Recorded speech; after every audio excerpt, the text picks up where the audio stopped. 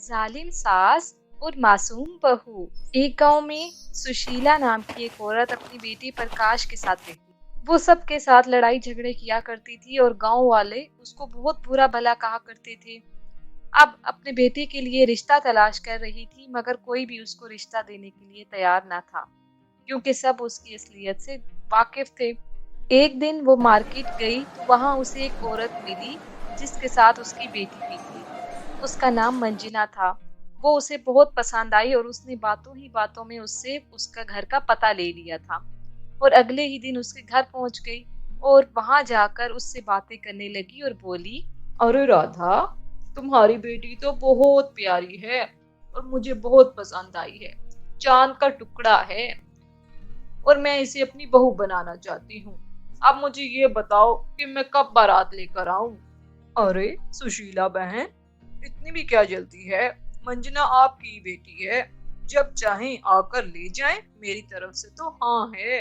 इस तरह वो उन सबको अपनी बातों में लगाकर रिश्ता तय कर आई थी और अगले हफ्ते ही अपनी बहू घर ले आई थी। मगर उसकी बहू बहुत खूबसूरत तो थी, मगर सादा थी और उसको इस बारे में नहीं पता था कि उसकी जो सास है वो बहुत लालची और होशियार खातून है। कुछ अरसा तो उसकी सास ने उसकी बहुत आवभगत की, मगर फिर उसने अपनी बहू को अपने पास बुलाया और बोली, अरे बहू, तुम जो जेवर लाई हो ना, वो मेरे पास रखवा दो, मैं संभाल लूंगी। तुम नहीं जानती इस गांव के हालात। अब नई नई शादी हुई है ना, इन सब की नजर तुम पर होगी।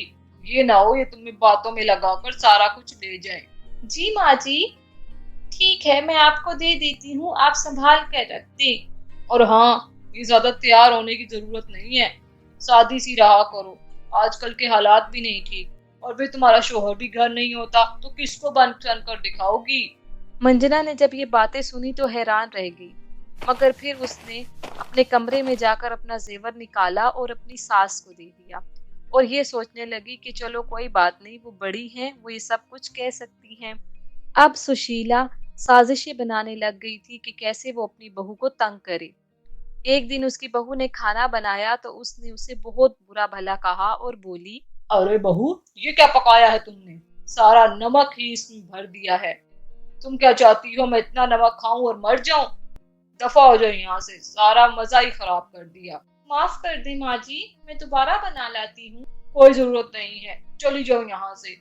अब मेरा कोई दिल नहीं कर रहा कि मैं खाना खाऊं। जबकि मंजना ने ये बातें सुनी तो वो हैरान रह गई थी, क्योंकि उसने नमक चेक किया था और वो तो बिल्कुल ठीक था। फिर रात को जब प्रकाश घर आया तो वो अपनी माँ को देखता है जो कि बहुत उदास लग रही थी। प्रकाश ने उससे वजह पूछी तो वो बोली, अरे बेटा, क्या बताऊं, आज तुम्हारी बीवी ने खाना बनाया था और इतना नमक डाल दिया कि बस मेरे तो सर में दर्द हो गया।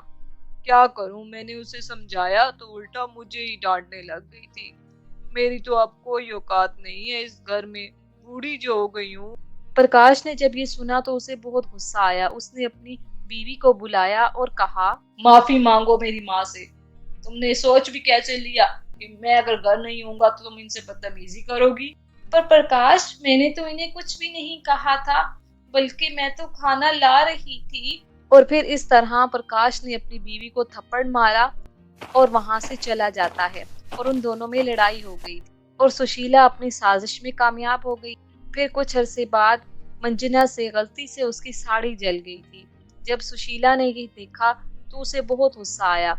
उसने उस पर तेल छिड़क कर उसको आग लगा दी। जब ये बात फैली तो उसने सिर्फ ये कह दिया कि ये तो किचन में काम कर रही थी और मुझे नहीं पता कि कैसे आग लगी, मैं तो सो रही थी। और इस तरह ये बात दब गई थी। कुछ अरसे बाद प्रकाश एक औरत के साथ अपने घर आया और बोला, माँ जी, ये आपकी बहू है, मैंने शादी कर ली है और इसका नाम चंचल है। अब ये यहीं रहेगी हमारे साथ।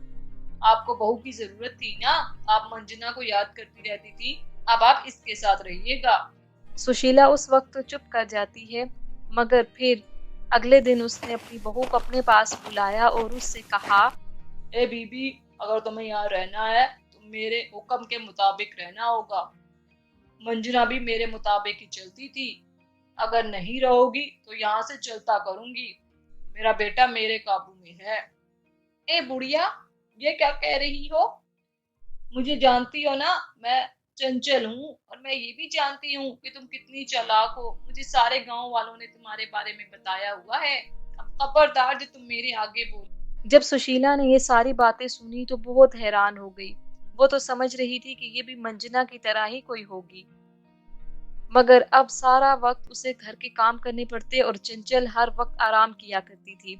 अब जैसा सलूक वो मंजना के साथ करती थी, वही सलूक अब चंचल उसके साथ कर रही थी। उसके खाने में नुक्स निकाला करती थी और उसको बहुत बुरा भला कहा करती थी। और अब कुछ अरसे बाद प्रकाश भी चंचल की बातों में आ गया था और माँ को एक काल कोठरी में बंद कर दिया था। और कभी होता तो वो उसका हाल चाल पूछ लिया करते थे और उसको 2 वक्त की रोटी भी दे दिया करते थे।